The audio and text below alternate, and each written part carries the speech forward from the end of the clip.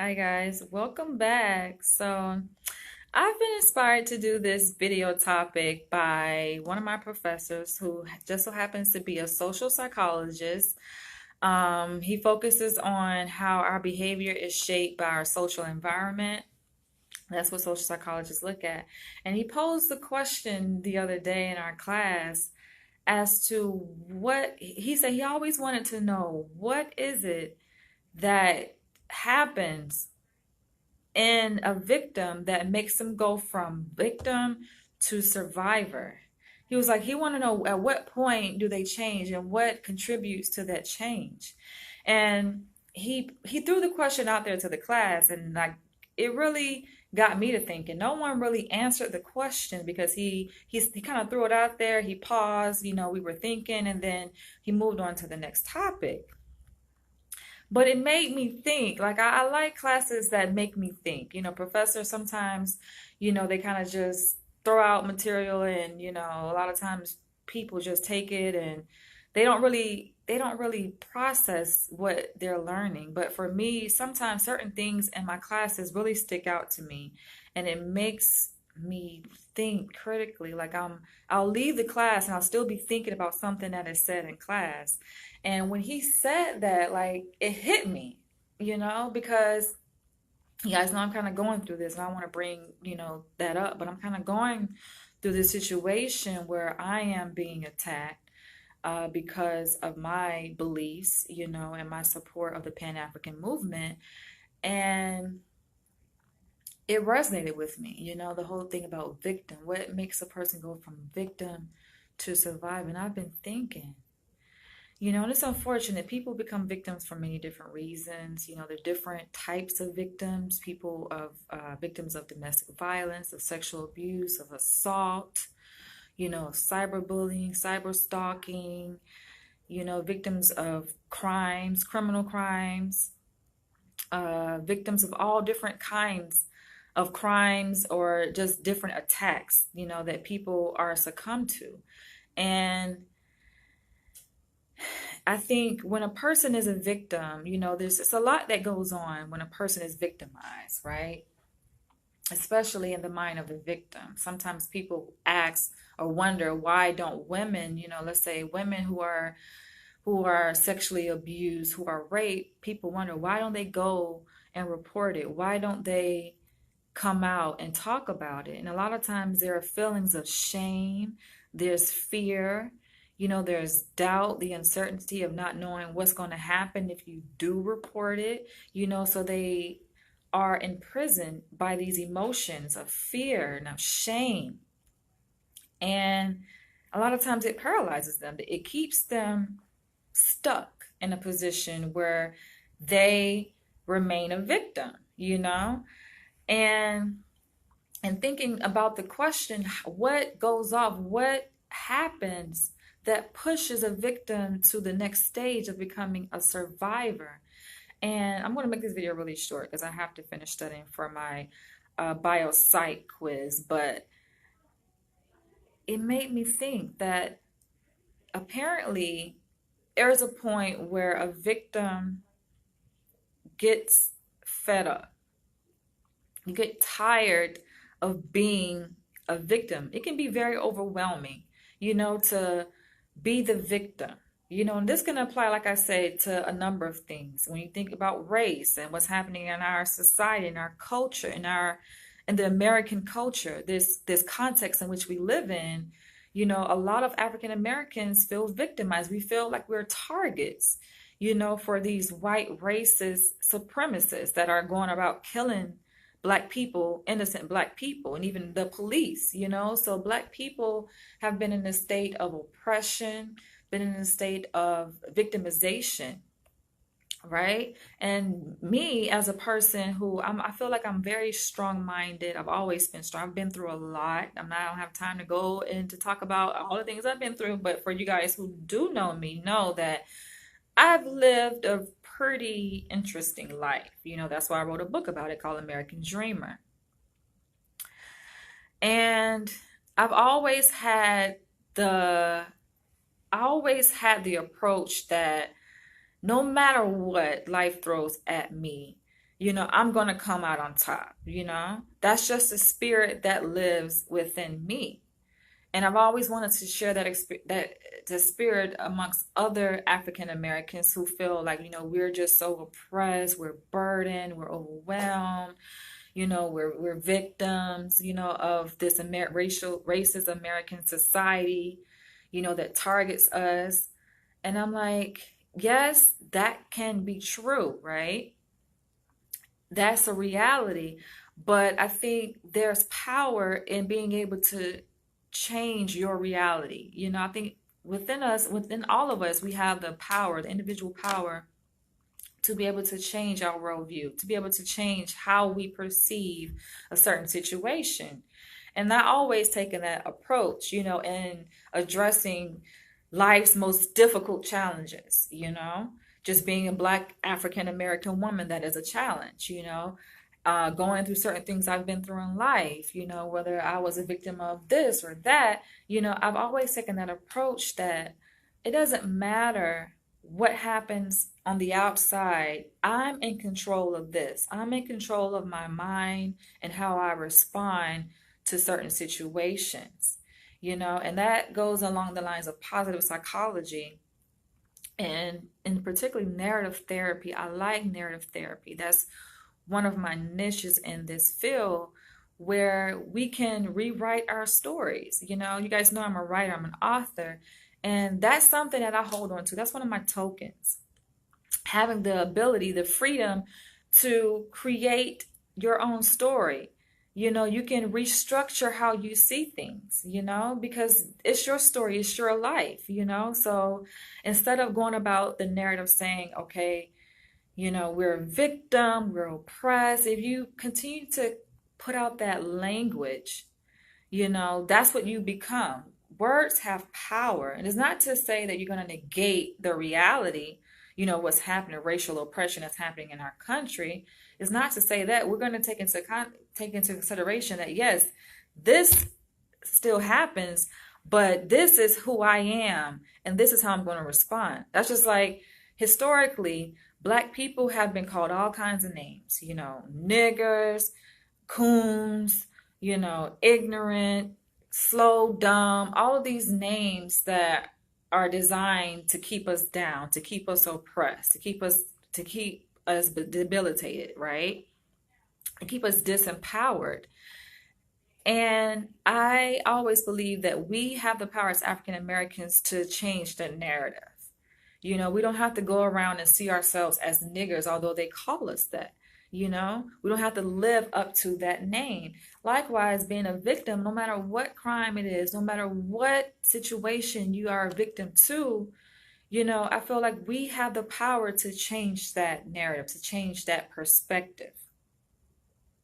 And it's so empowering, and working with people who have been victimized, that yes, it's important, I think, that victims sit with those emotions. If you're in pain, sit with that pain, because you'll have some so-called licensed mental health professionals who will attack victims. It's like they're being re-victimized.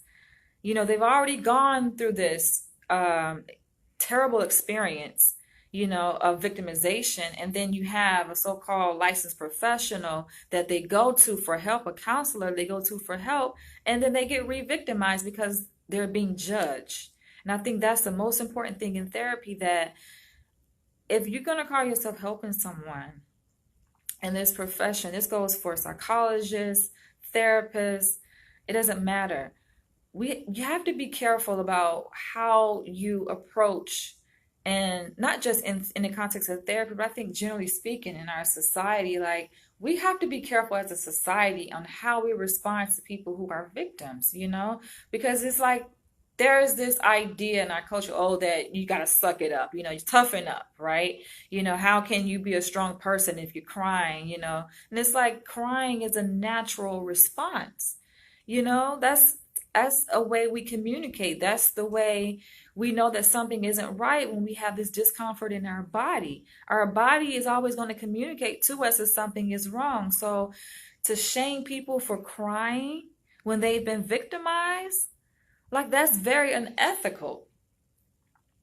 That is very unfortunate, to attack. It's like you're attacking the person all over again.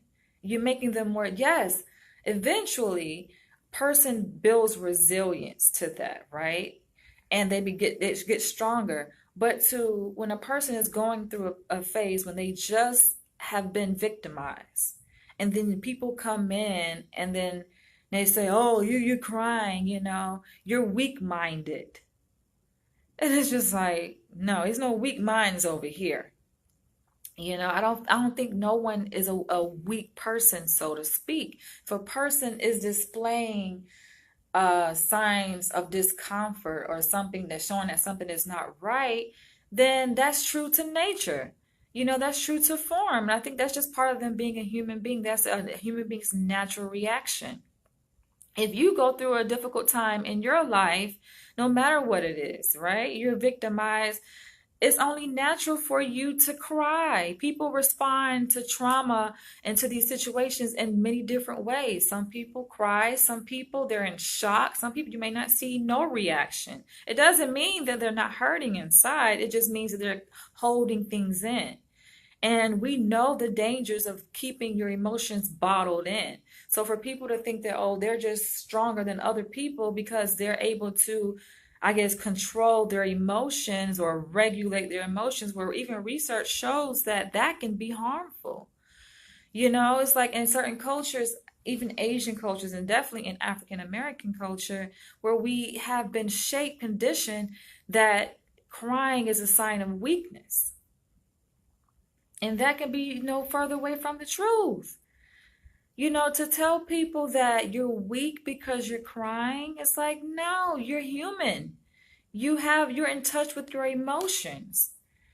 To not cry in situations that warrant tears, it's almost like you're numb to it. It's a defense mechanism, because you don't want to appear as though you're weak. You're so concerned about what other people have to think.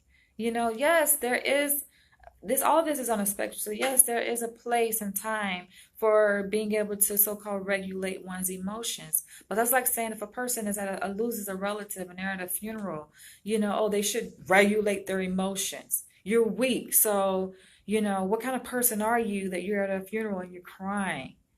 That's appropriate to the context. You get what I'm saying? Now, if a person is just crying over every little thing, then something else may be going on. But that doesn't mean you go attack the person.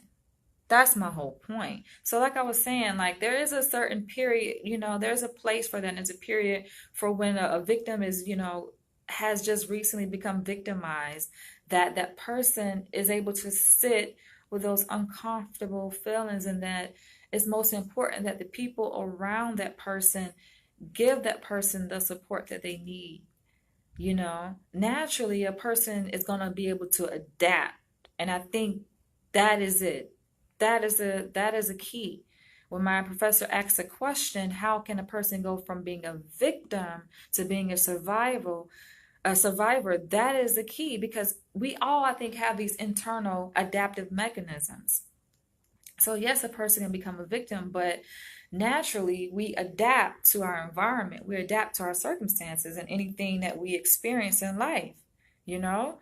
So, and through the adaptation, we develop, they call it thick skin. We talk about this even in the literary field. I talk about this over and over again with authors, how yes, it's important to have thick skin, especially when you become public, right? Like you become so-called popular, or you're publicized. You release your work to the world. You're out there. You're putting yourself out there. So yes, you have to be able to take criticism, but I think all of this is on a spectrum, right? And that's where the thick skin grows, where you develop a certain thick skin. It's not to say that, nothing can't hurt you or harm you, or you can't, feel threatened by a certain thing, that to the point where you express those feelings in the form of tears, because that just is what makes you a human being. But over time, eventually we do begin to grow this thick skin, so to speak. And then through that adaptation, we begin to um, strengthen ourselves. Our mind begins to get stronger, because basically when you're exposed to these adverse experiences in life, very unfortunate experiences, you become less sensitized to these things to the point where, after so many, hypothetically speaking, after so many times a person has been done wrong, it's almost as if the 10th time or 20th time they've been done wrong, it's not a big deal anymore because, they've developed this resilience to it. They're less sensitive to it, as opposed to the first time it happens to them, they may be more sensitive to it. But it's only a natural reaction. It's not that, oh, something is wrong with you. How some people would like to paint that kind of picture, and it's very unfortunate in our society. And I think that a lot of times the main people who are casting judgment, who are attacking victims, are people in the mental health profession.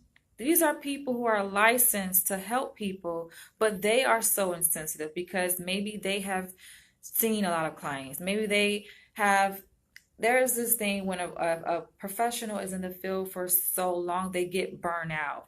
And through that burnout, mental health professionals become less sensitive to these issues that clients bring into their office, unfortunately. A client can be coming in and talking about the most horrific thing that has ever happened to them or can ever happen to an individual, and a therapist will sit there with no reaction. I wouldn't say that's a good way to be either, because there's a certain type of relationship, the rapport between the therapist and the client is the most important mechanism for change in a therapeutic relationship. And if a client is going into therapy and the therapist does not connect with that client on an interpersonal level, it's almost like their emotions are shut down, and because the therapist has been in the field for so long, they've experienced burnout because it's a natural reaction to having this overload of all of these negative stories coming in. That's the therapist's way of adapting and coping. So it's a natural human mechanism that is at play here. But they're cold. You see this even in prisons. Prison wardens who oversee prisons, they have this thickness about them, and it's almost as if they have no mercy.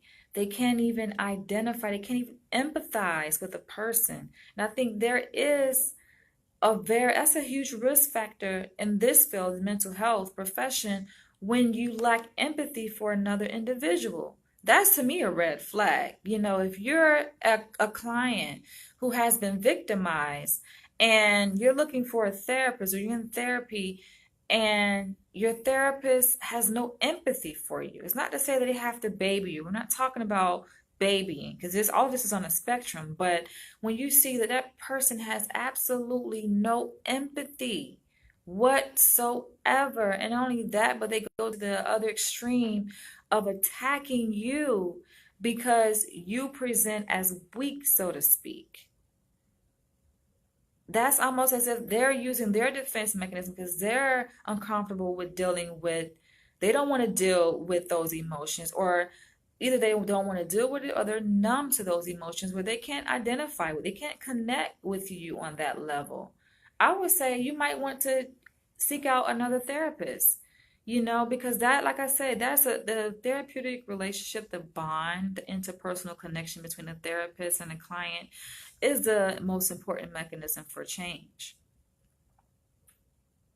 So going back to the original question of how can a victim go from victim to survival, it's a process. It's a process that there's no time limit on it. There's no standard of time to say, oh, well, a person should require this amount of time to go through this and process this situation. It's like, no, everybody adapts differently depending on things that that person has already gone through, depending on the context, depending on the gravity of what happened to them. to say that, oh, just get over it. Life goes on, move on.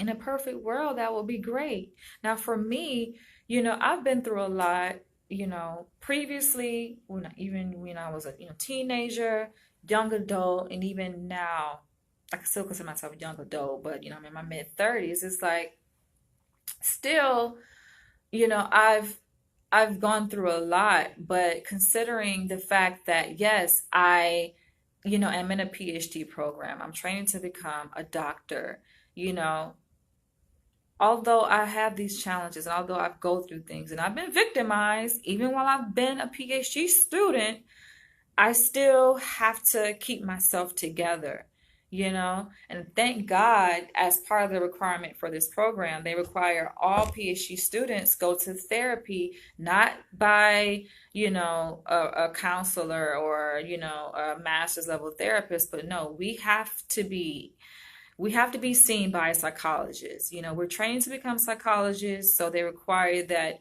we get treatment by a psychologist. And I think it's beautiful because it allows us to experience what it's like on the other side of that exchange. And so even though I'm in a PhD program, that doesn't um that doesn't keep me from being able to, or having, that doesn't protect me from being a victim, of certain situations. It happens. That doesn't keep me from having to go through difficult challenges in my life just because I'm a PhD student. I'm still a human being at the end of the day. And I go through things. And although, like I said, I've been victimized while I've been in this program, you know, I've been still able to keep my composure. I've still been able to come to class, to see clients. There's a way that I have to regulate it. Just because you guys may see tears doesn't mean that I don't have my composure. That's just my way of expressing myself, and I think it's perfectly fine. If I'm hurt, people around me are going to know that I'm hurt. I don't feel like it's appropriate to act like, oh, everything is all good, try to put on a fake. People are oftentimes fake. They walk around with smiles, but they're hurting inside. That's the most dangerous thing a person can do, is to try to fake it. It's like, no, process it. And that's why I feel healthy. Although I've been through things, I've processed those things in a healthy way. If I feel hurt, a lot of times people will be right at the verge of, you're so hurt, you feel the tears coming, right? You can feel it, the tears forming in your eye.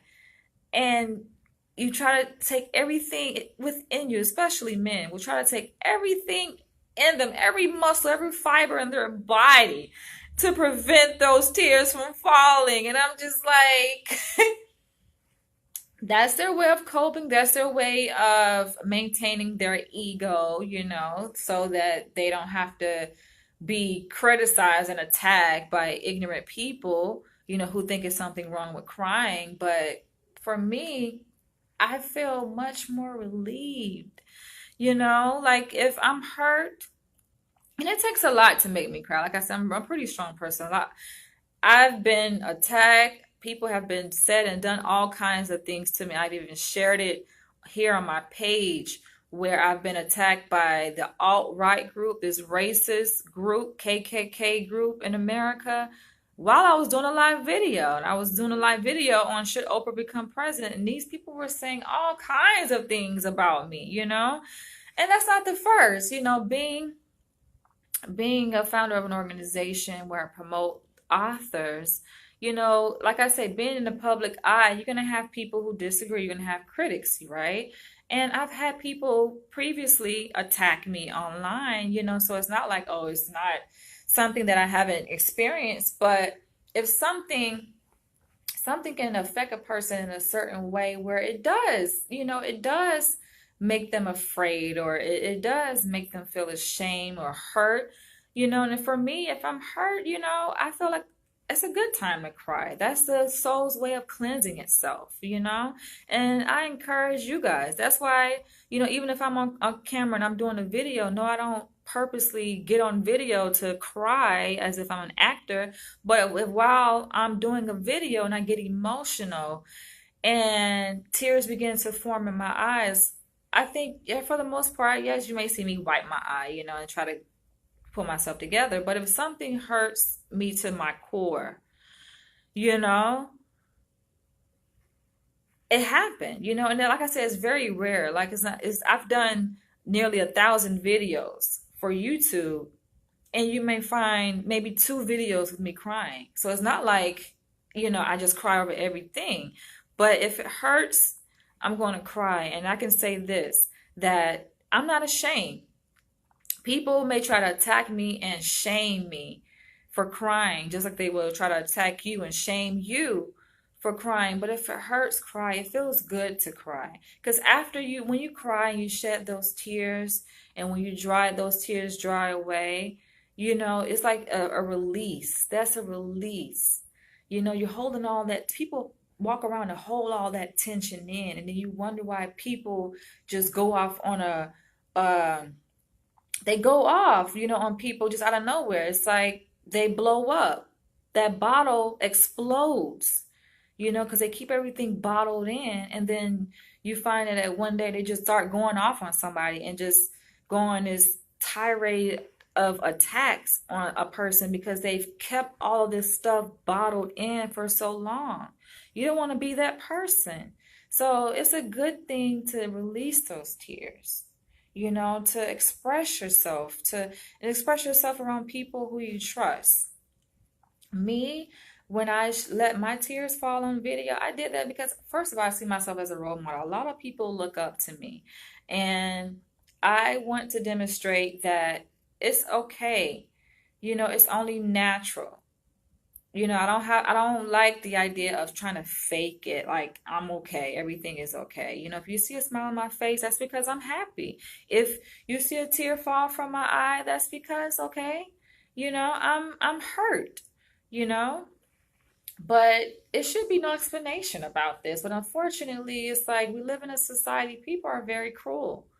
So it gets to a point where a victim gets tired of I guess crying or being a victim, or feeling weak, walking around with this identity. Because almost like, when you're a victim, that takes an identity of its own, and I don't think no one really wants to be a victim. No one really, okay, I want to be a victim. I want to live this identity. No, you get to a point where you're like, this identity is too much to bear.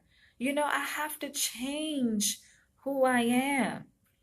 And naturally, I think victims become empowered internally to develop the strength within themselves to change their perspective, from the inside out. And to say, you know what, although this happened to me, they can look around and see that this is something that happens not just to me, but it's happened to other people too. So they may find comfort in that. And then a lot of times victims will try to find meaning in what happened to them, try to make sense of what happened to them. And I think that's, to me, one of the biggest mechanisms for the change, the process that occurs in a victim when they go from victim to survivor.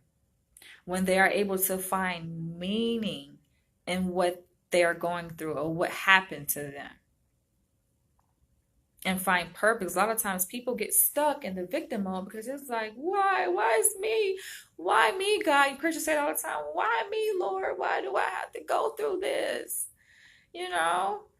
But then when you find meaning and there's answers to why you're going through it, you're like, it's like a light bulb goes like, okay. You realize, I know I'm not the only one that this is happening to. And not only that, but there's a reason why it's happening to me. And you decide enough is enough. I am not going to be a victim anymore. I will not. And it's amazing when a person can take that to rise above that stance of being a victim despite what's happening. Because let's say what's happening around them is still victimizing them, right? Like, say for example, African Americans, what's happening in our social context is still victimizing us. But when we can rise up, the spirit within us, the spirit of survival can rise up within us and say, enough is enough. This identity of victim is not serving me well. I cannot survive continuing to be a victim. When I went through what I went through, even through this past weeks and even previously, when I was a victim to another situation, I reminded myself that I have a goal that I'm working to achieve, that I have things in life that I want. And it's a difficult reality to have to face, because you say, okay, yes, I'm a victim. I'm going through this, or I went through this. You're reminded of what's on the other side, what you're trying to achieve. And for me, that was a catalyst for change. That was my motivator to say, you know what? Yes, I'm a victim, but there is a greater purpose out there, for me. And I cannot wallow in these emotions, for too long, because you realize the cost of wallowing in those emotions.